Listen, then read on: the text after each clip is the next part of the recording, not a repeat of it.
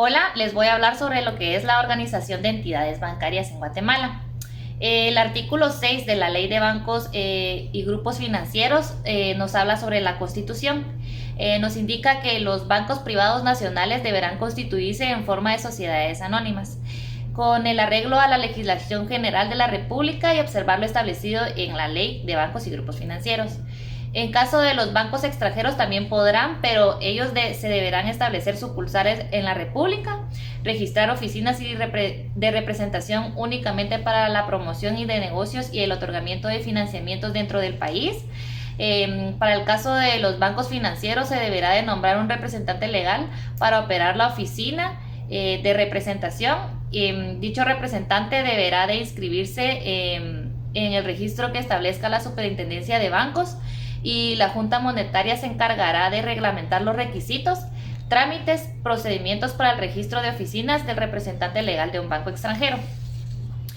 El proceso para la autorización es según la resolución JM 78-2003 de la Junta Monetaria. En su artículo 2 nos habla sobre la solicitud. La solicitud para obtener la autorización para la constitución de bancos privados nacionales se presentará a la Superintendencia de Bancos, debiendo contener como mínimo datos de identificación de organizadores y socios fundadores, lugar para recibir notificaciones, denominación social y nombre comercial de la entidad de información, exposición de motivos y fundamento de derecho, petición en términos precisos, lugar y fecha de la solicitud, las firmas y un listado de documentos adjuntos. ¿Qué documentos debería de adjuntar? Según el artículo 3 de la referida resolución, indica que deberá de adjuntar un estudio de factibilidad económico-financiero, un proyecto de la escritura pública de constitución, información de socios fundadores, organizadores y administradores, un acta notarial donde conste consentimiento expreso de la persona individual o jurídica extranjera de que se trate, para que la Superintendencia de Bancos verifique ante quién corresponda dentro y fuera del país la información proporcionada u obtenida. En el artículo 6 nos habla sobre la presentación de información. Tendrá un plazo para atender los requerimientos de la Superintendencia de Bancos, 30 días. Para la prórroga por una sola vez es igual un plazo de 30 días. Transcurrido el plazo se archivará el expediente.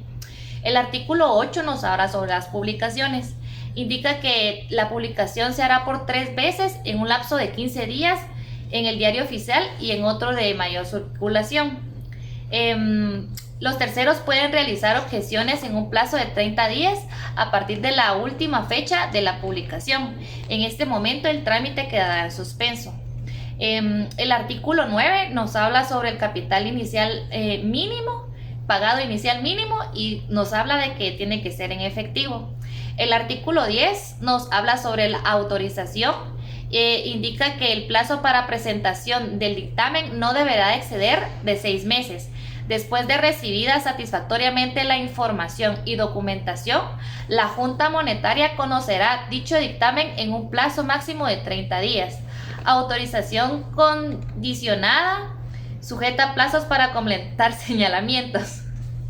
El artículo 13 nos habla sobre los avisos de inicio de operaciones, y este dice que tiene que ser con un mes de anticipación a la fecha prevista. El artículo 15 nos habla sobre la caducidad automática de la autorización.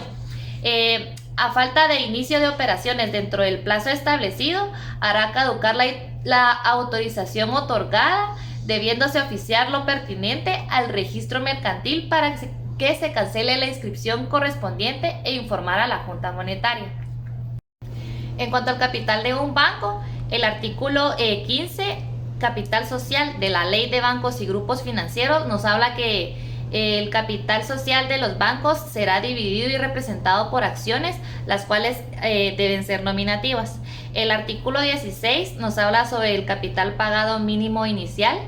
Nos indica que el monto mínimo de capital pagado inicial de los bancos y sucursales de bancos extranjeros que se constituyen o se establezcan en el territorio nacional será fijado por la Superintendencia de Bancos con base en el mecanismo aprobado por la Junta Monetaria, el cual podrá ser modificado por dicha Junta cuando lo estime conveniente. Para el año 2010, el capital pagado mínimo es de 109 millones, según la resolución 104/2010 de la Superintendencia de Bancos. Entre los mecanismos para que la Superintendencia de Bancos fije el monto mínimo del capital pagado inicial de los bancos y sucursales de bancos extranjeros que se constituyan o se establezcan en el territorio nacional, según la resolución JM 57/2016, indica que se sumará al capital contable promedio del primer cuartil de los bancos más pequeños del sistema en función de dicho capital, que operan al 31 de diciembre de los años 2011, 2012, 2013, 2014 y 2015. En total que se obtenga se dividirá entre el número de instituciones que conforman el cuartil mencionado, para obtener el capital contable promedio, cuyo monto se aproximará al millón inmediato superior. Para efectos de la fijación del monto mínimo del capital pagado inicial de los bancos y sucursales de los bancos extranjeros corresponde al año 2017, la Superintendencia de Bancos utilizará el monto establecido en el numeral anterior, excepto para los bancos de ahorro. Y préstamos para la vivienda familiar, cuyo monto de capital mínimo se mantiene en 45 millones, fijado en la resolución número 66/2016 de la Superintendencia de Bancos. En enero de cada año, la Superintendencia de Bancos revisará y fijará los montos mínimos de capital pagado inicial, para lo cual utilizará como base de cálculo los montos mínimos de capital pagado inicial fijados por el año anterior. Dichos montos fijados por el año anterior serán actualizados con un factor de revisión. Se establece como un factor de revisión el 50% de la variación porcentual interanual promedio de los últimos 3 años del índice del precio de consumidor.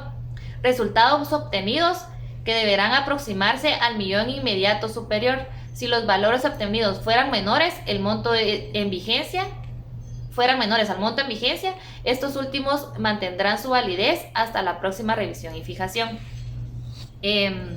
La revisión y consecuente fijación de los montos mínimos de capital pagado inicial determinados en el procedimiento contenido en este mecanismo deberá constar en resolución de la Superintendencia de Bancos, la cual debe publicarse en el Diario Oficial y en otro de amplia circulación.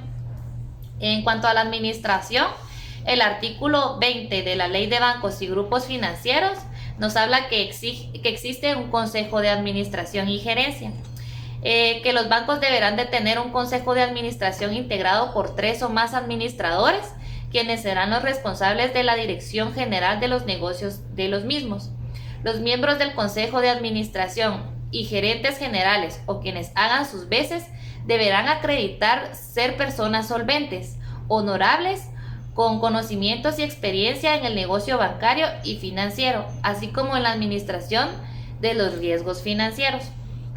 El artículo 21, los deberes y atribuciones del Consejo Administrativo, indica que serán ser responsables de la liquidez y solvencia del banco, definir las políticas financieras y crediticias del banco y controlar su ejecución, velar por que se implemente e instruir para que se mantenga en adecuado funcionamiento y ejecución las políticas, sistemas y procesos que sean necesarios para una correcta administración, evaluación y control de riesgos, velar por que las operaciones activas y contingentes no excedan los límites establecidos en la presente ley.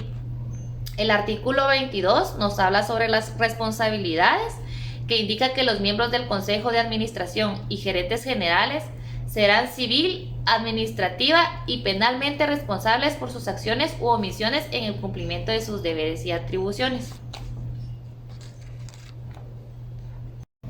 En cuanto a los bancos extranjeros, también se podrán establecer sucursales en la República, registrar oficinas de representación únicamente para la promoción de negocios y el otorgamiento de financiamiento en el territorio nacional.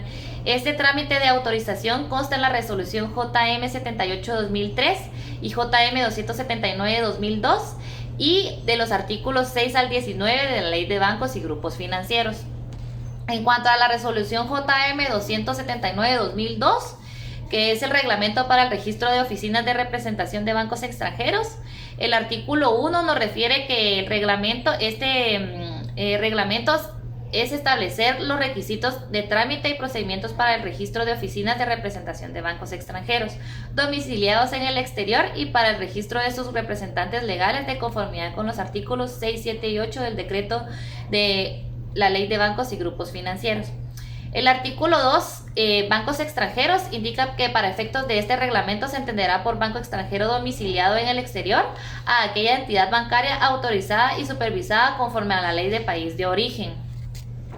En forma habitual realiza actividades de captación de depósitos de público del país de licenciamiento y de colocación por medio de otorgamiento de financiamientos, o forma parte de un grupo financiero internacional el cual pertenece a un banco del exterior con sucursal bancaria establecida en Guatemala, debidamente calificada por una entidad calificadora de riesgos de reconocido prestigio. El artículo 3 nos habla sobre la solicitud que para el registro de una oficina de representante de banco extranjero domiciliado en el exterior y su representante legal se representará a la Superintendencia de Bancos y deberá contener como mínimo datos generales del representante legal, lugar para recibir notificaciones en Guatemala, razón social y nombre comercial sin abreviaturas del banco, el país de origen en el que tenga su domicilio el banco extranjero, dirección del banco extranjero, exposición de motivos y fundamento a derecho, petición en términos precisos, lugar y fecha de la solicitud, firma del solicitante y detalle de los documentos adjuntados a la solicitud. La solicitud y documentos que se presenten a la Superintendencia de Bancos deberán entregarse en original y una copia simple.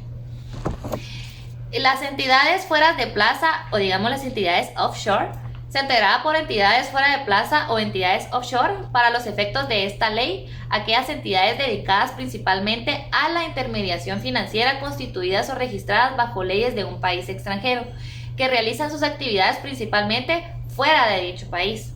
El artículo 112 de la Ley de Grupos Financieros nos refiere esto. El trámite de autorización consta en la resolución JM 285-2002, el cual indica también los requisitos que también estarán establecidos en el artículo 113 de la Ley de Bancos y Grupos Financieros, que incondicional e irrevocablemente acepten de forma escrita quedar sujetas a la supervisión consolidada y a la normativa contra el lavado de dinero, que presenten toda la información periódica u ocasionalmente que les sea requerida por la Superintendencia de Bancos y por el Banco de Guatemala. Acreditar autorización a las autoridades supervisoras de un país de origen para realizar intercambio de información referente a ella.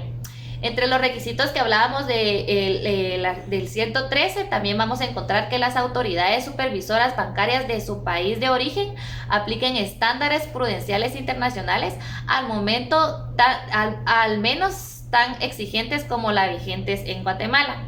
Que las empresas controladoras o las empresas responsables, según el caso, de los respectivos grupos financieros se comprometan por escrito a cubrir las deficiencias patrimoniales de sus entidades fuera de plaza y que comuniquen por escrito a sus depositantes que los depósitos captados no están cubiertos por el FOPA. Que FOPA sería el Fondo de Protección para el Ahorro.